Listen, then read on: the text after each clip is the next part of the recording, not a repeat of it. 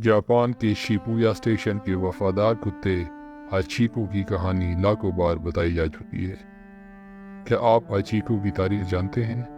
وہ ایک ایسا کتا ہے جو دنیا بھر میں اپنے بہترین انسانی دوست کے ساتھ پیار اور وفاداری کے اظہار کے لیے جانا جاتا ہے۔ یہاں تک کہ ان کی کہانی بیان کرنے کے لیے فلمیں بھی بنائی گئی ہیں۔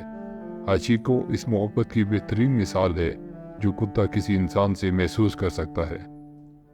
آپ سب ناظرین کو ایک بار پھر حق ٹی وی میں خوش آمدید۔ اکیتا اینو 10 نومبر 1923 کو شمالی جاپان کے اکیتا ریجن میں پیدا ہوا۔ ایک سال بعد وہ ٹوکیو یونیورسٹی میں انجینئرنگ کے پروفیسر یونو کی بیٹی کے لیے تحفہ بن گیا۔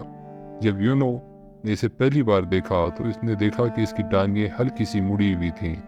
پروفیسر کا خیال تھا کہ وہ جاپانی رسم الخط میں نمبر 8 کے کردار سے مشابہت رکھتے ہیں جس کا تلفظ ہاچی ہے۔ اس نے اس کا نام ہاچیکو رکھنے کا فیصلہ کیا۔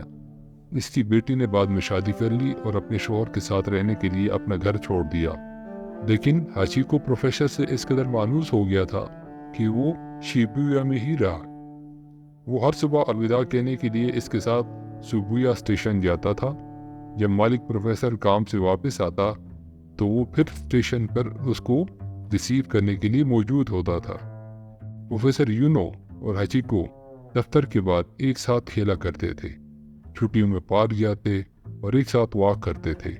وہ ایک دوسرے سے کبھی جدا نہیں ہوتے تھے۔ ایک دن یونیورسٹی میں پڑھاتے ہوئے پروفیسر یونو 53 ایئرس کی عمر میں سیریبرل ہیمریج کا شکار ہو گیا، جس سے اس کی موت ہو گئی۔ اس خوفناک واقعے کے بعد ہاچیکو ابھی بھی شیبویا اسٹیشن پر اس کا انتظار کر رہا تھا۔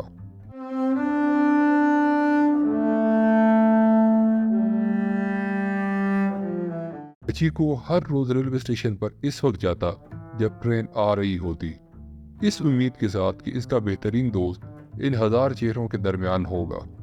دن مہینوں میں اور مہینے سالوں میں بدل گئے۔ اس کے بعد ہاچیکو کو سابق باغبان وینس نے پال لیا اور مزید 9 سال 9 مہینے اور 15 دن تک شیبویا اسٹیشن پر جانا جاری رکھا۔ شیبویا ٹرین اسٹیشن پر اکثر آنے والے بہت سے لوگوں نے ہر روز ہاچیکو اور پروفیسر یونو کو ایک ساتھ دیکھا تھا۔ لوگوں کی طرف سے ابتدائی رد عمل، خاص طور پر اسٹیشن پر کام کرنے والوں کی طرف سے، دوستانہ بالکل نہیں تھا۔ یونو کے طالب علموں میں سے ایک سیتیو، جس نے اکیتا نسل پر مہارت حاصل کی، اسٹیشن پر اس کتے کو دیکھا اور اس کے پیچھے یونو کے سابق باغبان کوبایاشی کے گھر گیا، جہاں اس نے ہاچیکو کی زندگی کے بارے میں معلومات حاصل کی۔ سابق طالب علم نے جاپان میں اکیتا کی نسل، جو کہ ہاچیکو کی نسل ہے، پر 4 اکتوبر 1932 کو ایک آرٹیکل شائع کیا جس کا عنوان تھا سویٹ اولڈ ڈاگ۔ اس نے ہاچیکو کو قومی سطح پر مشہور کر دیا۔ ہاچیکو جاپانی ثقافت میں وفاداری کی علامت بن گیا۔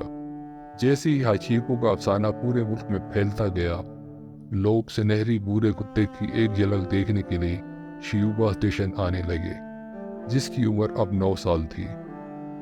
1934 میں ہاچیکو پر جنرل آف دی ایلپس کے نام سے ایک فلم بنائی گئی۔ اسی سال شیبویا اسٹیشن پر ایک کانسی کے مجسمے کی نقاب کشائی کی گئی۔ اس وقت ہاچیکو خود بھی موجود تھا۔ اس مجسمے کو دوسری جنگ عظیم میں اسلحہ بنانے کے لیے پگھلا دیا گیا، تاہم جنگ کے فوراً بعد نیا مجسمہ لگا دیا گیا۔ ہاچیکو ایک قومی احساس بن گیا۔ اپنے آقا کی یاد میں اس کی وفاداری نے جاپان کے لوگوں کو خاندانی وفاداری کے جذبے کے طور پر متاثر کیا، جس کے حصول کے لیے سب کو کوشش کرنی چاہیے۔ اساتذہ اور والدین نے بچوں کو پیروی کرنے کے لیے ہاچیکو کو ایک مثال کے طور پر استعمال کیا۔ ہاچیکو کا انتقال 8 مارچ 1935 کو 11 سال کی عمر میں ہوا۔ وہ شیبویا کی ایک سڑک پر پایا گیا۔ اس کی موت کے بعد 8 مارچ 1935 کو شیبویا اسٹیشن پر ایک جنازہ ادا کیا گیا، جس میں اسٹیشن کے عملے نے شرکت کی۔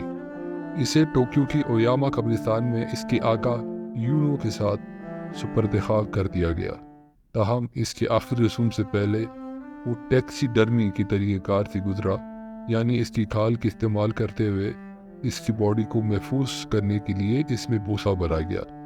مارچ 2011 میں سائنسدانوں نے آخرکار ہاچیکو کی موت کی وجہ طے کر لی۔ کتے کو ٹرمینل کینسر اور ایک انفیکشن تھا۔ ہاچیکو کے پیٹ میں 4 یا کٹوری سیخیں بھی تھیں، لیکن سیخوں نے اس کے معدے کو نقصان نہیں پہنچایا اور نہ ہی اس کی موت واقع ہوئی۔ ہاچیکو کی زندگی کی عکاسی کرنے والی کئی فلمیں بنائی گئی، جن میں 1987 میں بنائی گئی جاپانی ورژن دی ٹیل آف ہاچیکو اور 2009 میں امریکہ کی تازہ ترین ورژن جس میں رچرڈ گیئر نے اداکاری کی تھی، جسے ہاچی آ ڈاگ's ٹیل کہا جاتا ہے۔ 9 مارچ 2015 کو ٹوکیو یونیورسٹی کی فیکلٹی آف ایگریکلچر نے ہاچیکو کی موت کی 80ویں برسی منائی اور ایک کانسی کے مجسمے کی نقاب کشائی کی۔ اس میں دکھایا گیا ہے کہ کام کے دن کے اختتام پر ایک بہت پرجوش ہاچیکو اپنے مالک کو سلام کرنے کے لیے چھلانگ لگا رہا ہے۔ یونو ایک ٹوپی، سوٹ اور ایک کوٹ میں ملبوس ہے اور اس کا بریف کیس زمین پر رکھا ہوا ہے۔ ہاچیکو ایک جڑی ہوئی ہارنس پہنتا ہے، جیسے کہ اس کی آخری تصاویر میں دکھایا گیا ہے۔ 1994 میں جاپان میں نیپون کلچرل براڈ کاسٹنگ نے ایک پرانے RPM 78 ریکارڈ سے ہاچیکو کی بھونکنے کی ریکارڈنگ کو اٹھانے میں کامیاب رہی، جسے کئی ٹکڑوں میں توڑ دیا گیا تھا۔ ایک بہت بڑی اشتہاری مہم شروع ہوئی اور ہاچیکو کی موت کے 59 سال بعد لاکھوں ریڈیو سامعین نے ہاچیکو کی بھونکنے کی آواز سنی۔